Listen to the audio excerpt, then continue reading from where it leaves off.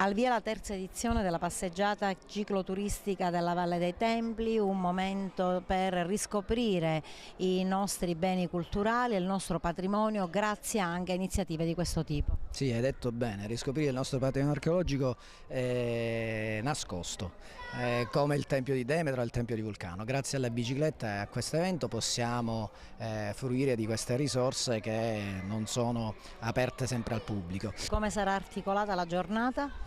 Allora, domenica mattina il raduno è previsto per le 9, è il tempo di fare le iscrizioni e dare le istruzioni ai partecipanti, dopodiché percorreremo la Vittoria in senso contrario, ci fermeremo a Bonaborone all'ingresso della via del Tempio di Demetra, lì il gruppo si divide in due, un gruppo che farà la strada più facile che è quella in asfalto e gli altri che percorreranno un piccolo tratto, un 500 metri in fuoristrada. Ci ricongiungeremo a Casa San Filippo, all'altezza di Casa San Filippo, entreremo dall'ingresso di Giunone nella via Sacra, dopodiché si percorrerà la via Sacra e la via del Cardo, da dietro il museo, dalla via dietro il museo arriveremo alla Colimbetra e poi al Tempio di Vulcano. Dopodiché chi non vorrà ritornare a prendere la macchina da Agrigento piuttosto che a San Leone potrà utilizzare un autobus di una compagnia locale oppure speriamo della tua per tornare insomma, a casa. La terza passeggiata cicloturistica nella valle è un momento di promozione turistica, ma allo stesso tempo invogliare la cittadinanza ad usare mezzi che rispettino l'ambiente.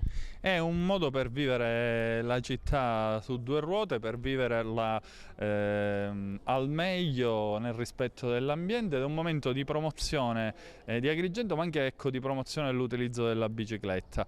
Ritengo sia una bellissima iniziativa, anche con la partecipazione ai gruppi che vengono fuori da Agrigento, che fa diventare Agrigento anche il riferimento, diciamo, di tutto questo grande mondo che vi è attorno alla bicicletta e che sicuramente porta anche turismo. È diciamo, una doppia occasione non solo per chi ama la bicicletta, ma per chi ha voglia di visitare la Valle dei Templi in un modo sicuramente originale e in linea con i tempi, dove la mobilità lenta è rappresentata dalla bicicletta in tutte le sue sfaccettature, sicuramente la fa da padrone. E la possibilità di visitare allo stesso tempo il contesto del Parco Archeologico dei Templi, che da un po' di tempo a questa parte si sta rivalutando anche a livello nazionale, come noi sappiamo dal sito da TripAdvisor ai vari Sunday Times, New York Times e del País, e appunto rende questa manifestazione particolarmente succulenta per chi vuole venire a visitare la Valle dei Templi in modo totalmente gratuito. Un momento importante di promozione turistica per il nostro territorio.